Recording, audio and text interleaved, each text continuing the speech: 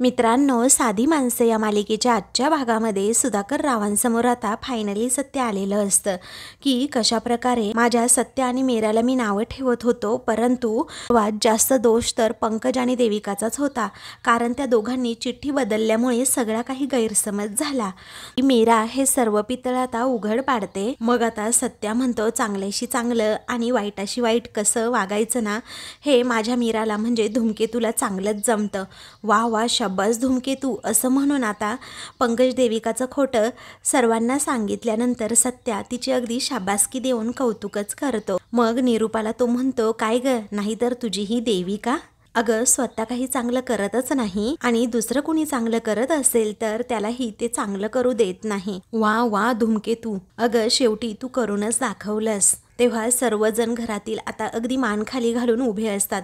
कारण आजपर्यंत नुसते मीराला सर्वजण नावं ठेवायचे. शेवटी मीरानेच पंकज देविकाचं सत्य कशाप्रकारे बाहेर आणलं.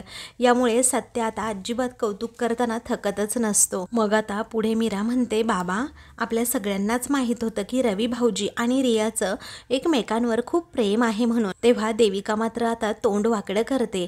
तर निरूपा नजर वर करून मीराकडे रागातच पाहते. त्यानंतर मीरा समजावते, बाबा ते दोघेही एकमेकांशिवाय जगू शकत नव्हतेच. अहो रवी भाऊजी तर एवढ्या टोकाचा विचार करत होते ना, तर ते आत्महत्या करायला सुद्धा निघाले होते. हे ऐकून सर्वांना प्रचंड धक्का बसतो आणि रवी भाऊजींनी आत्महत्या करण्याचा प्रयत्न सुद्धा केला होता. अहो आम्ही तिकडे वेळेवर पोहोचलो नाही तर आज अघटितच होऊन बसलं असतं. त्यानंतर ती म्हणते की बाबा खरंच त्यांच्यामध्ये त्यांची सुद्धा काही चूक नाहीये. आपण त्यांना कुठला पर्यायच ठेवला नव्हता. त्यात रियाला सुद्धा तिच्या वडिलांनी अगदी कोंडूनच ठेवलं होतं. ते तरी बिचारे काय करणार तुम्हीच सांगा बरं बाबा. अहो रियाच्या बाबांचं आणि आपलं भांडण आहे ना, पण त्यात रियाची काय चूक आहे सांगा बरं.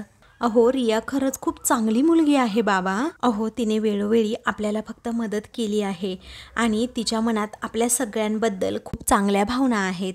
अहो बाबा तुम्हाला आठवत असेल ना की त्या सुजित कुमारने यांना त्या गाडीच्या प्रकरणामध्ये अडकवलं होतं, तेव्हा रियानेच मला मदत केली होती यांना जेलमधून बाहेर काढण्यासाठी. अहो तुम्ही आजारी होता, पैशांची सोय होत नव्हती, तेव्हा सुद्धा रिया अगदी प्रामाणिकपणे इकडे पैसे घेऊन आली होती. तेव्हा पंकज देविकाला आता धक्काच बसतो की रियाने एवढं काही केलंय. अहो तेव्हा आपल्याकडून पैशांची सोय झाली खरी, पण तेव्हा तिने पैसे आणण्यासाठी अजिबातच मागे पुढे पाहिलं नाही. आणि नंतर त्यांना खोट्या ॲक्सिडेंटच्या प्रकरणामध्ये जेव्हा अडकवलं गेलं होतं तेव्हा सुद्धा तिने माझी पुन्हा मदत केली होती. अहो बाबा मी खरंच सांगते, रिया ना खरंच म्हणजे खरंच खूप चांगली मुलगी आहे. ती आपल्या रवी भाऊजींना व्यवस्थित सांभाळेल आणि आपल्या रवी भाऊजींवर खरंच खूप प्रेम करेन. आणि या सगळ्यामुळे आम्हाला रवी भाऊजींना असं गमावून नव्हतं बसायचं. तेव्हा निरूपा, देविका, पंकज मात्र खाली मान घालून उभे असतात. कारण त्यांना तोंड दाखवायचीच आता जागा राहिलेली नसते.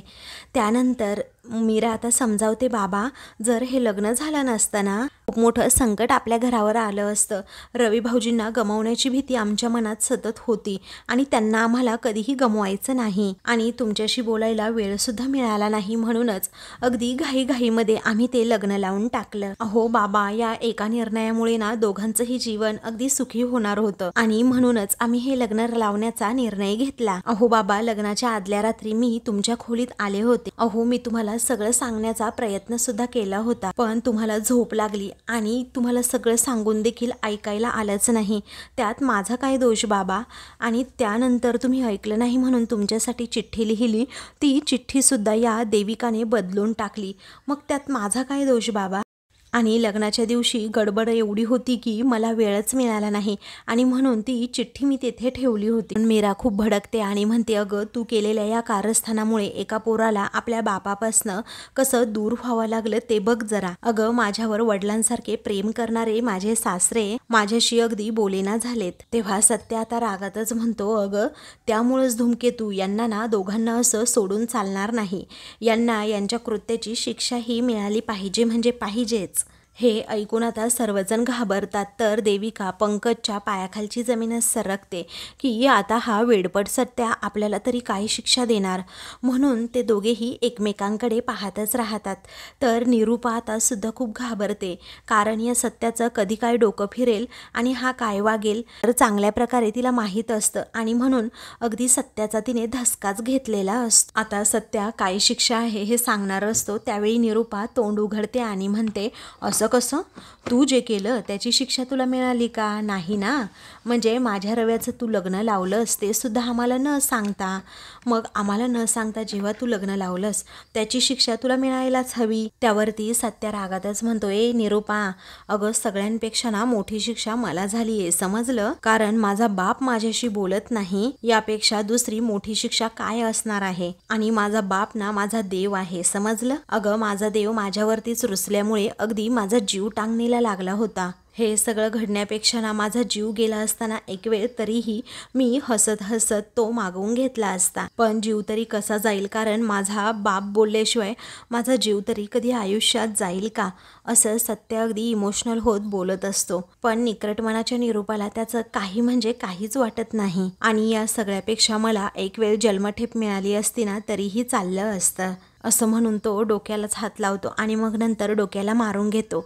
म्हणतो की मी सुद्धा तुला काय सांगत बसलो आहे या गोष्टी, आता मलाच कळत नाहीये. अगं या दोघांमुळे माझा बाप ना माझ्यावर चिडला, त्याचा गैरसमज झाला ना ते सुद्धा या दोघांमुळेच. त्यामुळे या दोघांना शिक्षा ही झालीच पाहिजे. ही शिक्षा चिठ्ठी बदलली म्हणून नाही तर, आणि बापाबद्दल किंवा रव्याबद्दल खोटी आपुलकी दाखवली त्याबद्दल सुद्धा नाही. ही शिक्षा याच्यामुळे आहे की यांच्यामुळे ना माझा बाप आज जेलमध्ये होता. आज या दोघांमुळे माझ्या बापाच्या डोळ्यातून अश्रू आले. आपल्या बिल्डिंग खाली सगळ्या लोकांसमोर त्याच्या इज्जतीचे अगदी धिंडावडे निघाले. आता ही शिक्षा याच्यासाठी आहे की त्याने माझ्याशी बोलणं बंद केलं. सत्य हा असं बोलल्यामुळे देविका पंकज खूप घाबरलेले असतात. निरूपा मात्र अजूनही त्यांची साईड घेतच असते. ती म्हणते, एक मुलगा म्हणून तुला हे जर माफ करत असतील तर देविका आणि पंकजला सुद्धा यांनी माफ करायलाच हवं असं मला वाटतं पर्सनली. अरे तू उगीच आगीत तेल ओतू नकोस आणि त्यांच्या मनात काहीही नसताना उगीच काहीतरी असा भरवण्याचा प्रयत्न सुद्धा करू नकोस. तेव्हा पंकज आता तोऱ्यातच म्हणतो, आणि आम्ही कुठली शिक्षा वगैरे भोगणार नाही हा, लक्षात ठेव. तेव्हा सत्या रागातच म्हणतो, ए खूप झालं रे तुझं, आता तुझं काय मी ऐकून घेतो का? जरा गप्प बसायचं, समजलं? अरे सत्याशी लढायचं अजिबात काम नाही. मग समोरच्या माणसाला ना सत्य असा तोंडावर पाडतो. सत्याच्या नादीनं लागण्याचा निर्णय आता निरूपा घेते, त्यामुळे ती पण अगदी तोंड गप्पच ठेवते. तेव्हा पंकज आता माजोरड्यासारखा करतो आणि लगेच त्याचे दोन्हीही हात आपल्या खांद्यावरून असा काढतो आणि विचारतो, काय रे, काय करणार काय आहेस तू? आम्हाला घरातून बाहेर काढणार आहेस का? असं म्हणून तो हसतो आणि विचारतो, काय घर तुझं आहे का? बोल ना पटकन, तुझं आहे का हे घर एकट्याचं? असं म्हणून पंकज आता त्याच्यावर हसतो. तेव्हा सत्याला राग येतो. मग आता तो विचारतो, काय रे, लय दात काढतोस का तू? लय दात काढतोस, तुझ्याकडे बघतोच आता मी, आणि तुला शिक्षा ही होणार म्हणजे होणारच. त्यानंतर तो देविकाला सुद्धा शिक्षा देण्याचं ठरवतो आणि म्हणतो की हिच्या घरच्यांना सुद्धा कळू दे. अगोदर हिच्या ना बापाला फोन लावा, म्हणजे ही काय काय इथे उद्योग करते ना ते सगळे सांगता येतील. तेव्हा देविका म्हणते, हो कर, तुझ्या वडिलांना फोन कर ग देविका, तू अजिबातच घाबरू नकोस, असंही एवढं काही मोठं नाही केलंस तू, मी आहे तुझ्या पाठीशी, लाव तू फोन लाव, असं निरूपा मोठ्या तोऱ्यातच देविकाला म्हणत असते. तेव्हा देविका आता खूप घाबरते. घरातील सगळेजण तिच्याकडे पाहत असतात की कधी एकदा ती फोन लावते, परंतु देविकाचं असं कुटुंब नसतंच. त्यामुळे आता ती खूप घाबरते आणि तिला आता घामच फुटतो. काय करावं सुचत नसतं. आता नक्की कुणाला कॉल करावा हे सुद्धा तिला कळत नसतं. सत्य आता तिच्यासमोर जाऊन उभा राहतो आणि म्हणतो, मी बोलतो तुझ्या बापाबरोबर, अगं कर ना कॉल, तू कर, का घाबरतेस? असं म्हणून तो तिच्यावर ओरडतो. त्यानंतर देविका आता काहीतरी कारण सांगायचं म्हणून मुद्दामच म्हणते, ते अवेलेबल नसतील आता, कारण त्यांना कॉन्फरन्सला जायचं होतं. खोटं ती आता सांगते आणि वेळ मारून नेण्याचा प्रयत्न करते. तेव्हा सत्य आता रागातच म्हणतो, अगं मोबाईलवर लाव ना त्यांच्या फोन, मोबाईल तर अगदी खिशातच घेऊन फिरत असतील ना ते, की कॉन्फरन्सला जात असताना तो सुद्धा स्विच ऑफ करून ठेवतात. का अजूनच घाबरते की ते अमेरिकेला आहेत आणि त्यांची कॉन्फरन्स असेल ना आता, तेव्हा सत्या विचारतो रात्रीची कॉन्फरन्स असते का गं, असं म्हणून सत्या हसतो. तर आता देविकाच्या बोलण्यामध्ये खोट आहे हे लगेचच मीरा आणि सत्या हे दोघेही पकडतात. त्यानंतर आता सत्या हसूनच निरूपा आणि पंकजकडे पाहतो, तर ते दोघेही एकदम गप्पच असतात. देविका खोटं सांगू लागते, संध्याकाळ आहे, त्यांच्या आरामाची वेळ झाली असेल कदाचित, किंवा रात्र झाली असेल, ते झोपले असतील, त्यामुळे त्यांना आता डिस्टर्ब करायला नको असं ती खोटं सांगते. सत्या रागातच म्हणतो, अगं मग उठव ना त्यांना. मग आता देविकाचा चेहरा खूप घाबरा झालेला असतो. ते पाहून निरूपाला आता तिची साईड घ्यावीशी वाटते. ती लगेचच म्हणते की या गोष्टी तिच्या माहेरपर्यंत कशाला जायला हव्यात, तिच्या बापाला कशाला सांगायच्या आहेत या गोष्टी, आपल्या घरातल्या गोष्टी आहेत, आपण सॉल्व करूयात ना या, असं म्हणून निरूपा एक पाऊल मागे घेते. मग आता देविका अगदी रडवेलीच झालेली असते. ती म्हणते, आई तुम्ही ना अगदी करेक्ट बोलताय, कारण एवढ्या रात्री जर त्यांना कॉल केला आणि इथे घडलेला सर्व प्रसंग सांगितला तर त्यांना खरंच खूप वाईट वाटेल ना, म्हणून आता सांगायलाच नको आणि कॉलसुद्धा करायला नको. त्यापेक्षा तुला मला जी शिक्षा द्यायची असेल ना ती दे, मी भोगायला तयार आहे, असं देविकाचं स्पष्ट मत सत्याकडे असतं. तेव्हा सर्वजण आता सत्याकडे पाहू लागतात आणि देविकाकडे सुद्धा, कारण देविकाने आत्ता यावेळी कशी माघार घेतली हा प्रश्न आता सुधाकर रावांना, सत्याला आणि मीराला पडलेला असतो. मग त्यानंतर सत्य हसतो आणि म्हणतो, हे बरोबर आहे, हा तुझं मला आवडलं खूप, म्हणजे तुझ्या बापाला जर त्रास झाला तर तुला ते आवडणार नाही, पण आमच्या बापाला त्रास झाला तो तर तुला चालतो, बरोबर ना, असा जाब आता तो तिला विचारतो. तेव्हा देविका आता काहीच बोलत नसते, एकदम गप्प राहते. तेव्हा सुधाकर राव स्वतःहून म्हणतात, असू देत. त्यावेळी आता सत्या म्हणतो, नाही बाप, असू देत वगैरे काही नाही, कारण दरवेळेला हिच्याकडून चुका होत असतात आणि तरीही आपण असंच जाऊन देतो तिला, आणि म्हणूनच हे दोघे ना खूप म्हणजे खूप शेफारले आहेत. एक तर आत्ताच्या आत्ता तुझ्या बापाला तू फोन लावायचा, नाहीतर मी सांगेल ती शिक्षा भोगायला तू ना तयार राहायचं, असं आता सत्या देविकाला सांगतो आणि तिला खूपच घाबरवतो. तेव्हा देविका सुद्धा आता खूप घाबरलेली असते. त्यानंतर देविकाला खूप राग आलेला असतो. ती म्हणते, या ना मूर्खामुळे होतंय सगळं, असं म्हणून रागातच ती पंकजकडे पाहते. तर पंकज घाबरूनच आपला खाली पाहतो, कारण आता जर देविका काही बोलली तर खूप मोठा प्रॉब्लेम होईल असं पंक्याला वाटतं. त्यानंतर ती रागातच जेव्हा पंकजकडे पाहते तेव्हा सत्या म्हणतो, ऐक, तू त्याच्याकडे काय बघतेस, तुझं तू बोल, त्याचं बघतो मी नंतर. पुढे आता सत्या म्हणतो, ऐक, अगं भोगायला तयार आहेस ना तू शिक्षा. तेव्हा आता देविका म्हणते, हो आहे मी तयार भोगायला शिक्षा, माझ्या बाबांना त्रास होऊ नये ना यासाठी मी काहीसुद्धा करायला तयार आहे, सांग तुझी शिक्षा काय आहे, असं सत्याला आता ती विचारते. तेव्हा सत्या म्हणतो, तुला पडलेलं उचलायची खूप सवय आहे ना. तेव्हा देविकाला सत्याच्या बोलण्याचा या अर्थ कळतच नाही. ती विचारते, काय म्हणालास. तेव्हा सत्या म्हणतो, अगं ज्या गोष्टी पडलेल्या असतात ना खाली त्या तुला उचलण्याची खूप सवय आहे ना घाणेरडी, म्हणून तू आणि तुझा बबड्या दोघेही मिळून घरातील सगळी कामं आता करायची, अशी सत्याने अट घातल्यानंतर मात्र देविका पंकजला आश्चर्याचा धक्काच बसतो आणि ते दोघेही एकमेकांकडे पाहतच राहतात. सत्याला माहीत असतं की या दोघांची खोड मोडायची कशी, कारण हे दोघे तर घरातील काहीच काम करत नाही आहे आणि यांना नुसतं आयतं गिळायला पाहिजे असं सत्याच्या मनात येतं, आणि म्हणूनच त्यांची ही खोड मोडण्यासाठी सत्याने हा त्यांच्यासाठी शिक्षेचा पर्याय निवडून काढलेला असतो. मग त्यानंतर आता सर्वजण घाबरलेले असतात आणि सत्याकडे पाहतच राहतात, पण कुणाची हिंमत होत नाही सत्यासमोर काही बोलण्याची. तेव्हा निरूपाच म्हणते आणि पंकजची बाजू घेते, म्हणते की काय रे, त्याला कशाला तू मध्ये घेतोस उगीच, त्याला ऑफिसमध्ये खूप काम असतं. तेव्हा आता पंकजसुद्धा, हो मला ऑफिसमध्ये खूप काम असतं हां, असं म्हणून त्याची नजर आपोआपच मीराकडे जाते आणि तो लगेचच गप्प बसतो. मीरा रागात त्याच्याकडे पाहत असते, कारण आता कोणतं ऑफिस काय ऑफिस आता ती इथे विचारण्यापेक्षा आपलं 4 हात लांबच बरं, असं पंकज म्हणतो आणि तोंडातला शब्द तोंडातच ठेवतो. मीराला माहीत असतं की हा कुठेही कामाला नाही आहे, हा फक्त आणि फक्त थापा मारायच्या कामाचा आहे. मग आता मीरा स्वतः म्हणते, काय रे, तुझ्या बायकोसाठी म्हणजे तुझ्या देविकासाठी तुला थोडा वेळ मिळेलच की तुझ्या ऑफिसच्या कामामधनं, असं म्हणून मीरा आता त्याला चांगलाच टोमणा मारत असते. तेव्हा आता तो म्हणतो बरं ठीक आहे, मी काढतो थोडा वेळ, असं म्हणून तो मीराचं बोलणं ऐकतो. तेव्हा सत्या म्हणतो यालाच म्हणतात बबडीचा बबड्या. आता उद्यापासनं घरातील सगळी कामं तुम्ही दोघांनी करायची असं सत्या सांगतो.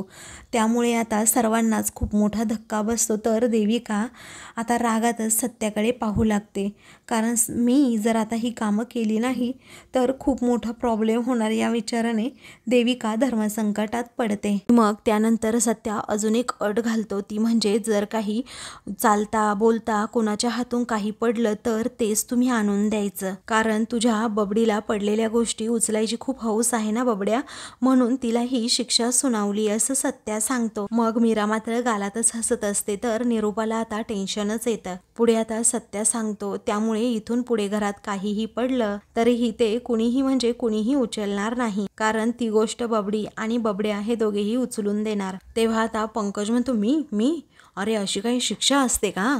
तेव्हा सत्या जोरातच ओरडतो, हीच आहे तुमच्यासाठी शिक्षा. त्यावेळी निरूपा आता सत्याच्या अंगावर धावूनच जाते आणि म्हणते हे बघ तू ये ना हे सगळं, असं म्हणून आता तिच्या धक्का लागूनच त्या टिपॉयवरचं एक भांडं खाली पडतं.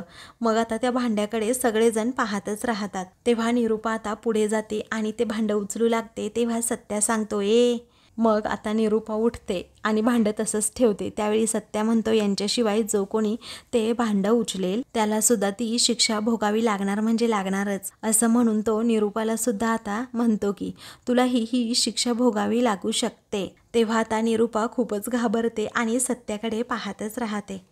मग आता निरूपा एकदमच गप्प राहते आणि देविकाला म्हणते देविका उचलते. तेव्हा देविका नुसती निरूपाकडे पाहतच राहते. खरं तर तिला हे काम करायचंच नसतं, परंतु आता सत्या काहीसुद्धा करू शकतो हे देविकाला चांगल्या प्रकारे माहीत असतं आणि म्हणूनच ती आता रागातच त्याच्याकडे पाहते. पंकजच्या सुद्धा ते भांडं उचलायचं अगदी जीवावरच आलेलं असतं, त्यामुळे तो अगदी दात होटच खात सत्याकडे पाहतो. तर आता सत्या हा खूप टाळ्या वाजवतो आणि देविकाला म्हणतो उचल आता ते उचल. तसंही आता देविकाला काही काम करण्याची सवयच नसते. मग आता पुढे सत्या म्हणतो तर आत्तापासून यांची शिक्षा सुरू झाली. तेव्हा सुधाकरराव हे सत्यासमोर येऊन उभे राहतात. तर सत्या खूपच घाबरतो आणि खाली मान घालून आपला उभा राहतो, कारण त्याला आता खूपच भीती वाटू लागते की आता सुधाकरराव मलाच कानाखाली मारतात की काय. पण आता सुधाकररावांच्या डोळ्यात खरं तर पाणी आलेलं असतं आणि ते आपल्या लाडक्या लेकाकडे पाहू लागतात आणि म्हणतात सत्यजित बाळा. ते विचारतात बाळा काय रे सत्यजित, अरे बोलणार नाही का तू बापाबरोबर, रागवलास का एवढा बापावर. मग त्या दोघांमधील एकमेकांवरचं असणारं प्रेम पाहून मीराला खूपच वाईट वाटतं आणि ती सुद्धा अगदी इमोशनल होत त्यांच्याकडे पाहते. तर देविका, पंकज आणि निरूपा या तिघांनाही आता काही सुचत नसतं, कारण देविका पंकजचं पितळ हे आता सत्याने मीराने मिळून उघड तर पाडलेलं असतं, परंतु आता त्या दोघांना तशी शिक्षासुद्धा दिलेली असते. त्यामुळे ते दोघेही अगदी गप्पच असतात. पुढे आता सुधाकरराव म्हणतात पोरा माझ्याकडे बघ तरी. मग सत्या खूप प्रेमाने आता आपल्या बापाकडे पाहतो आणि त्याला खूप वाईट वाटतं. तेव्हा आता सुधाकरराव रडत असतात आणि म्हणतात पोरा अरे कर ना माफ मला, मी चुकलो, कर माफ मला, असं म्हणून ते सत्याला स्वतःकडे पाहायला सांगतात आणि स्वतःची चूक मान्य करत अगदी सत्यासमोरच हात जोडतात. तेव्हा सत्या म्हणतो नाही बाप तू नको हात जोडूस. आता ते दोघेही एकमेकांना घट्ट मिठी मारतात आणि असा अबोला संपवतात. तेव्हा पंकज आणि देविका मात्र अगदी रडकुंडीला आलेले असतात, कारण आता त्या दोघांनाही इथून पुढे काम करावं लागणार असतं. सत्याने तशी शिक्षा सुनावलेली असते, त्यामुळे आता दोघांचाही नाईलाज असतो. म्हणून आता देविका रागातच पंकजकडे पाहते. त्यानंतर आता खूपच इमोशनल असं वातावरण झालेलं असतं. सत्या आणि सुधाकर रावांमधील अबोला आता कायमचा मिटलेला असतो, म्हणून मीराला खूप म्हणजे खूपच आनंद होतो. मग आता ते दोघेही एकमेकांना मिठी मारून खूप रडत असतात. तर निरूपाला हे दृश्य सुद्धा आता पाहवत नसतं, कारण एक दिवस का होईना पंकजवर सुधाकर राव हे विश्वास ठेवायला लागले होते, पण या सत्य आणि मीरामुळे सगळा घोळ झाला असं मनातून तिला वाटत असतं. त्यानंतर सुधाकर राव म्हणतात, मीरा बाळा मला माफ कर ग, खरंच मी चुकलो. मी तुमच्या बाबतीत एवढी मोठी चूक केलीच कशी ना मला माझंच कळत नाही आहे. खरंच अगं मी तुमच्यावर विश्वास ठेवायला हवा होता, पण मला रागच एवढा आला होता ना की करू काय मी.